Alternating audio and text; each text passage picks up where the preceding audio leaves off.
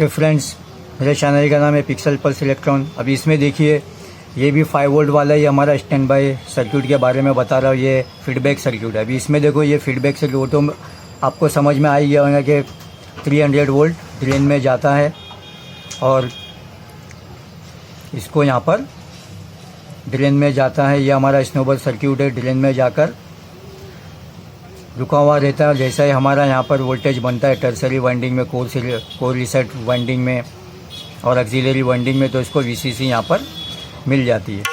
ये देखो, ये यहाँ से वीसीसी दिया हुआ है। जैसा ही ये सर्किट कंप्लीट हो जाता है, इसका गेट के ऊपर ड्राइव मिल जाता है। हमारा 5 वोल्ट यहाँ पर स्टेप डाउन होकर यहाँ पर मिल जाता है। अब ये 5 वोल्ट सर्किट का देखो, मैं आपको फीडबैक बता रहा हूँ। ये फीडबैक देखो कैसा लिया हुआ है। ये 5 वोल्ट स्टैंड बाई, देखो यहाँ पे लिखा हुआ है स्टैंड बाई, लिए के इसके एलईडी में दिया हुआ है। फिर यहाँ पर सॉरी, देखो यहाँ दिया हुआ है। हाँ, इसके एलईडी में 5 वोल्ट दिया हुआ है और यहाँ पे TL431 आईसी इस्तेमाल किया हुआ है और यहाँ से ही इसको इनेबल भी दे दिया गया है। देखो, यहाँ से ही इसको इनेबल भी दे दिया गया। इनेबल देकर ग्राउंड, जितना ग्राउंड देना चाहिए उतना ग्राउंड देकर इसकी सब वैल्यू के ऊपर आप ध्यान रखो। और यहाँ से इसको लाइट एमिटिंग डायोड को ग्राउंड मिलने के साथ इसको यहाँ पे फोटो डायोड के ऊपर के बेस के ऊपर लाइट पड़ती है तो ये ऑन हो जाता है और ये इसको फीडबैक मिल जाता है। लेकिन इसका जो पिन नंबर 4 है, पिन नंबर 4 को देखो, यही वाइंडिंग जो होती है ऑक्सिलरी, यहाँ पे 3 वाइंडिंग बताया है, 2 वाइंडिंग भी हो सकती है। ऑक्सिलरी वाइंडिंग ये सब आपस में जुड़ी हुई रहती है, तो इसको यहाँ पर वोल्ट दिया गया है ताकि फीडबैक सर्किट जो हिसाब से बना हुआ है, जो वोल्ट के ऊपर सेटअप किया हुआ है, यहाँ पे जीनर लगाकर, यहाँ पे देखो जीनर लगाकर, डायोड लगाकर, उसको डीसी करके, उसको प्योर डीसी करके, यहाँ पे जीनर लगाकर जितने वोल्ट के ऊपर इसको सेट किया गया है, ये पूरा सर्किट जो फीडबैक सर्किट ये रेसिस्टर का इस्तेमाल करके सेट किया हुआ है। यहाँ पे 2.5 वोल्टेज पे ऊपर अगर सेट किया हुआ है तो यहाँ पर ही हमको 2.5 वोल्ट मिलना चाहिए। अगर नहीं मिल रहा है, ज़्यादा मिल रहा है, कम मिल रहा है, तो हमारा 5 वोल्ट स्टैंड बाई भी कम या ज़्यादा बनेगा, यानी रेगुलेशन में हमारा कम या ज़्यादा मिलेगा। तो ये सर्किट हमको पूरी तरह से चेक करना है। ये देखो, ये इसके एमीटर से निकल कर फीडबैक इसको मिल जाए। अब ये देखिए, ये क्या है, अब यही 5 वोल्ट स्टैंड बाय वोल्टेज ये एलईडी में आया हुआ है इसके एनोड के ऊपर और यहाँ पर आकर रुका और इसे यहाँ पर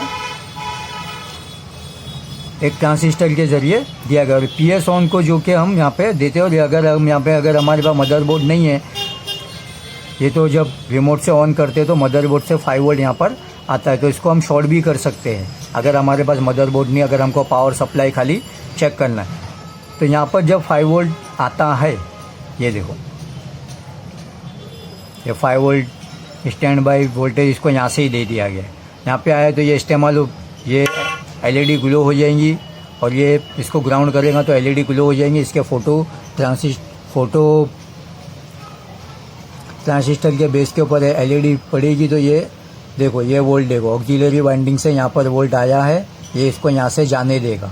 जब तक इसको वोल्ट यहाँ पर नहीं आएगा इसके बेस के ऊपर, ये वोल्ट को यहाँ से पास होने नहीं देगा, क्योंकि ये NPN है, ये गेट का काम कर रहा है। जब तक इसका गेट खुलेगा नहीं तब तक इसको ये वोल्ट को यहाँ से यहाँ जाने नहीं देगा। जैसा ही ये वोल्ट यहाँ पर जाएगा तो ये वोल्ट भी यहाँ पर आके रुका पड़ा है, ये वोल्ट भी यहाँ पर आके रुका पड़ा है। जैसा इसके वोल्ट इसके बेस के ऊपर जाएगा, ये वोल्ट यहाँ से पास हो जाएगा और इसके बेस के ऊपर वोल्ट आ जाएगा और ये यहाँ से 12 से लेके 20 वोल्ट के बीच में ये वोल्ट यहाँ पर पास हो जाएगा। अभी यही वोल्ट देखिए घूमकर इस तरफ आ जाएगा हुआ इसके कलेक्टर के ऊपर, और इसके एलईडी के ऊपर यही है जो 5 वोल्ट स्टैंड बाई है, ये इधर आया हुआ है। देखिए आपने, देखो ये 5 वोल्ट इधर आया हुआ है इसके एनोड के ऊपर और इसके कलेक्टर से इसके एलईडी के ऊपर ये आया हुआ है। जैसा ही 5 वोल्ट इसको मिलेगा, ये यहाँ से इसको ग्राउंड भी मिल गया, ये देखो इसको ग्राउंड भी मिल गया और ये 5 वोल्ट यहाँ पे स्टैंड बाय यहाँ पर आकर इसको ग्लो करेगा और यहाँ से ये जो 12 से लेके 19 वोल्ट के बीच में इसके कलेक्टर के ऊपर आके रुका हुआ है, ये यहाँ से यहाँ पास होकर किसी ना किसी की VCC1 या MVCC बन जाएगा। और ये देखो यहाँ पे इसको फ़िल्टर भी किया हुआ है, प्लस माइनस से लेके फ़िल्टर भी किया हुआ है। और ये डायोड से इसको रेक्टिफायर भी किया हुआ है। ये देखो,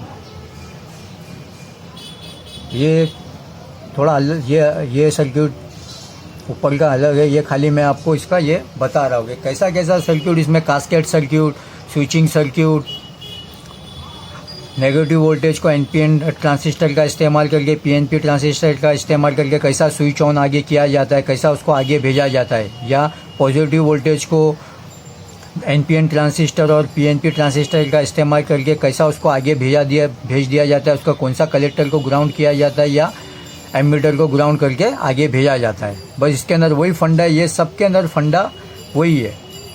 बस यही मुझे आपको बताना था। ये अगर आप समझना सीख जाओगे तो आप सब कुछ सीख जाओगे। अब मॉसफेट की जगह में कभी कभी ट्रांजिस्टर भी इस्तेमाल होता है, जो कि NPN ट्रांजिस्टर होता है। उसका भी फंडा सेम ही है, वही गेट, कलेक्टर, एमीटर। और ये जो है N चैनल का मॉसफेट होता है। अगर ये वो इधर ट्रांजिस्टर रहेगा तो वो NPN रहेगा। क्या रहेगा? NPN। P चैनल को ये N चैनल का मॉसफेट है। जब तक इसको वोल्ट यहाँ पर मिलेगा नहीं, कुछ ना कुछ वोल्ट, तब तक ये ऑन नहीं होएगा। और PNP ट्रांजिस्टर के अंदर वहाँ पे हमको नेगेटिव वोल्ट देना पड़ता है। अगर यहाँ पे समझे, अभी आप यही देखो कि N चैनल के मॉसफेट के अंदर, यानी ये NPN, तो जब तक यहाँ पे आप कोई वोल्ट मिलेगा नहीं गेट के ऊपर, उसके बेस के ऊपर, तब तक ये ऑन होएगा नहीं। बस ये आप ध्यान रखो, और इसमें कुछ भी नहीं। Okay friends, thank you. और ये भी मैंने आपको यहाँ पे ये सब बता दिया। यहाँ पे तो LCD लिखा हुआ है, यहाँ ये LED के लिए भी इस्तेमाल है। वो लिक्विड क्रिस्टल डिस्प्ले और LED लाइट एमिटिंग डायोड है। देख लीजिए, ये चाहिए तो पूरा फ़ोटो आप निकाल लीजिए। Okay friends, thank you.